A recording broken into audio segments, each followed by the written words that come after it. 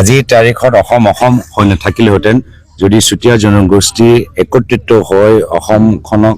বিভিন্ন সময়ত যদি নেতৃত্ব নিদিলেহেঁতেন আৰু আজি পুনৰবাৰ যেতিয়া অসমৰ ৰাইজ একত্ৰিত হৈ এখন নতুন বৰ অসমৰ কল্পনা কৰি আছে চুতীয়া জনগোষ্ঠী আকৌ এই নিজৰ দায়িত্ব মনত পেলাব লাগিব যে কেনেদৰে আমি নিজৰ সমাজখন আগুৱাই লৈ যাম আৰু যদি আমি চুতীয়া জনগোষ্ঠী বুৰঞ্জী যেতিয়া দেখা পাওঁ বা অধ্যয়ন কৰোঁ উদ্যোগ বা শিক্ষাৰ জ্ঞান ভিত্তিত তেওঁলোকৰ সমাজ সমৃদ্ধিশীল আছিলে আজি পুনৰবাৰ আমি নিজৰ সমাজৰ ভিতৰত যদি এটা সমৃদ্ধিশীল প্ৰগতিশীল স্থিতি যদি আমি গঢ় দিবলৈ বিচাৰোঁ তেতিয়া নিজৰ ইতিহাস নিজৰ সংস্কৃতি নিজৰ ভাষাৰ লগতে নিজৰ নিৰাপত্তাৰ লগতে আমি উদ্যোগী কৰ্মশীল প্ৰগতিশীল হোৱাটো উচিত আৰু এই ক্ষেত্ৰত মই ভাবোঁ যে এই ধৰণৰ সন্মিলন